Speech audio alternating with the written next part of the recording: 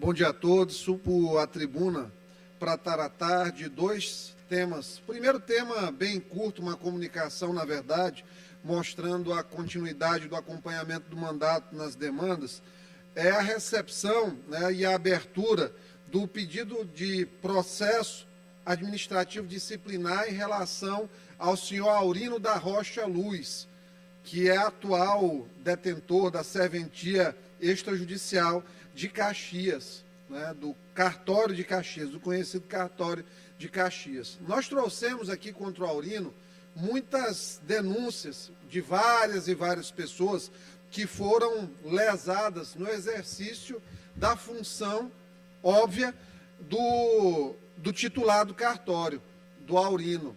Infelizmente, num primeiro momento, nós achamos que teríamos dificuldades, mas com o decorrer do processo, nós conseguimos fazer essas denúncias chegarem à corregedoria de maneira adequada, se somarem outras denúncias também. O corregedor, o desembargador Frois Sobrinho, ele teve essa responsabilidade de fazer a conexão de todas essas denúncias e, a partir daí, abrir um grande processo administrativo disciplinar. E a gente tem certeza, diante do que tem acontecido aí em relação ao CNJ e à corregedoria, que o Aurino não vai conseguir se sustentar dentro do cartório e, claro, que Caxias vai ter um problema a menos. As pessoas que moram em Caxias, que têm bens em Caxias, que precisam de serviços públicos em Caxias, todos esses aí vão ter um problema a menos em suas vidas, que é um cartório operando exclusivamente e, às vezes, fora da lei, na tentativa de ganhar dinheiro cada vez mais. E a gente já mostrou aqui, inclusive, o crescimento do faturamento desse cartório. Segundo ponto, que a gente fala assim, com muita tristeza, com muita decepção, em relação ao que está acontecendo no Brasil, é ver o TSE agindo como tem agido. Na verdade, ontem, é muito estranho quando a gente entra num julgamento em que já se sabe o resultado, já está antecipado pela imprensa o resultado. Uma coisa muito estranha, mas mais estranho ainda são as teses jurídicas levantadas na coisa. TSE nunca foi órgão para fazer, por exemplo, apuração de processo criminal, conexão de processo criminal com denúncia eleitoral. O TSE sempre se eximiu desse tipo de valoração. As causas, quando chegam no TSE, que não tem aquela capacidade de fazer, de conduzir inquéritos, de fazer oitivos de testemunhas, tudo aquilo ali, sempre chegaram para o TSE e o TSE se absteve de incluir fatos novos em relação a coisas que não têm conexão com a denúncia, nada que não esteja maduro, julgado, definido. Mas a gente vê, nesses períodos estranhos que a gente vive, em que o Brasil tem uma escalada aí do aparelhamento das instituições, isso é muito claro o que está acontecendo. Ministro indicado pelo Lula em 2008, na saída dele da presidência da República, é conduzido aí para julgar o processo do Deltan Dallagnol em 1 minuto e poucos, uma leitura de relatório, caçando o mandato de um deputado federal como se estivesse rasgando aí um guardanapo ao final de uma refeição e jogando fora o mandato parlamentar. E um voto ontem dedicado integralmente a levantar teses jurídicas inovadoras no TSE, que muito provavelmente serão referendadas pelos colegas nos próximos dias. Nunca foi sobre fazer julgamento, nunca foi sobre respeitar a Constituição. Nós estamos tratando de violações muito graves que estão sendo colocadas por debaixo do tapete, essas violações colocadas por debaixo do tapete pela imprensa e também pelos advogados, os grandes juristas, ditos garantistas no país. A gente, o tempo todo, quando tinha a Operação Lava Jato, via pessoas, personalidades jurídicas, OAB, se manifestando contra absurdos nos processos criminais. Hoje a gente vê um silêncio completo, sepulcral, avassalador, como eles gostam de dizer, ensurdecedor. A esquerda gosta de usar essa terminologia nos processos de lacração que exerce muitas vezes. E aí hoje esses advogados todos silenciam, não tem nenhuma tese, não tem nenhum desespero, não tem nenhuma notinha de associação de advogados pela liberdade, não tem nenhuma notinha da OAB em defesa dos direitos individuais. Um ex-presidente que teve metade dos votos do país há poucos meses, não tem um ano ainda, ele está sendo colocado como inelegível, ele está perdendo o direito de ser votado, está perdendo direitos políticos, num processo em que está sendo acusado por uma opinião. E olha que o negócio está tão grave, está tão assim violento. Por exemplo, eu fiz um discurso semana passada aqui, justamente dizendo que as pessoas têm direito de não confiar, inclusive, na urna eletrônica. Tem gente que não acredita em Deus, tem ateu, vai confiar, a pessoa é obrigada a confiar na urna eletrônica, porque o TSE diz aquilo. A minha fala no TikTok foi silenciada, porque eu fiz um questionamento, isso aqui é axiológico, filosófico mesmo. Então, assim, as redes sociais, elas já estão trabalhando em um modo ativo para atender a narrativa desse governo. Governo lixo, governo fraco, governo sem base de apoio, governo fisiológico, comprador, loteador de cargo, sem tecnicismo nos seus ministérios. Está aí, colocaram uma socióloga no Ministério da Saúde, tem 6 meses, não tem uma ação, não tem um projeto novo no Ministério da Saúde.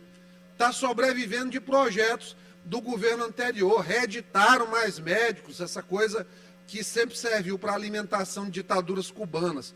E aí tem um regozijo desses atores dos escravos do comunismo e da esquerda, que são os operadores do projeto da esquerda no poder, como Flávio Dino, por exemplo, que cita aqui, ó, inelegibilidade de Bolsonaro vai servir de lição para extremistas, afirma Dino, que a decisão do TSE será uma resposta prévia a eventuais liderados que queiram se posicionar contrários à Constituição, contrários à democracia. E é bom que um julgamento de Bolsonaro aconteça para uma lição para eventuais novos aventureiros extremistas, que lembrem que depois a conta chega. Isso aqui é um ex-juiz, falando aqui de vingança processual.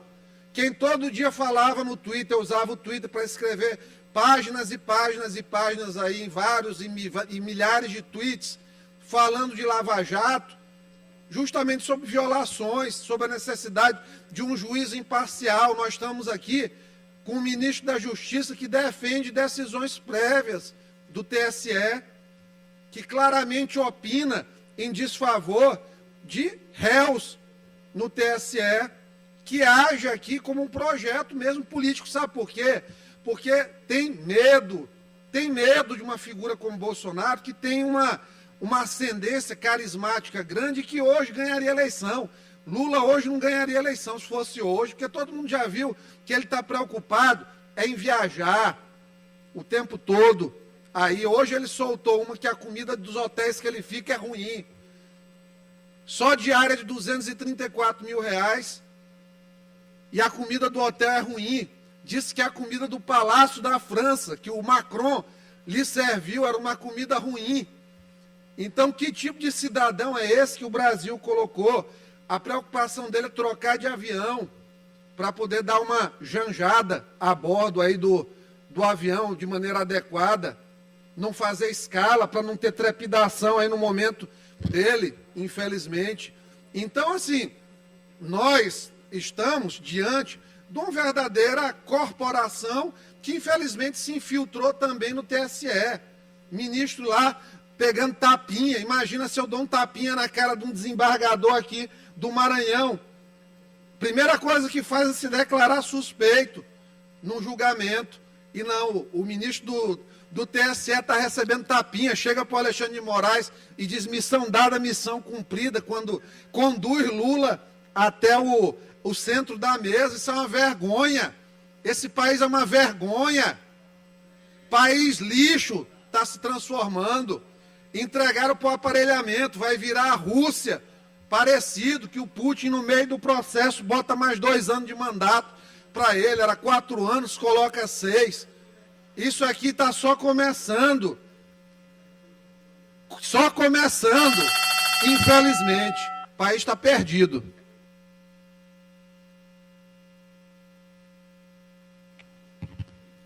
Deputado Iglesias, por mais 5 minutos.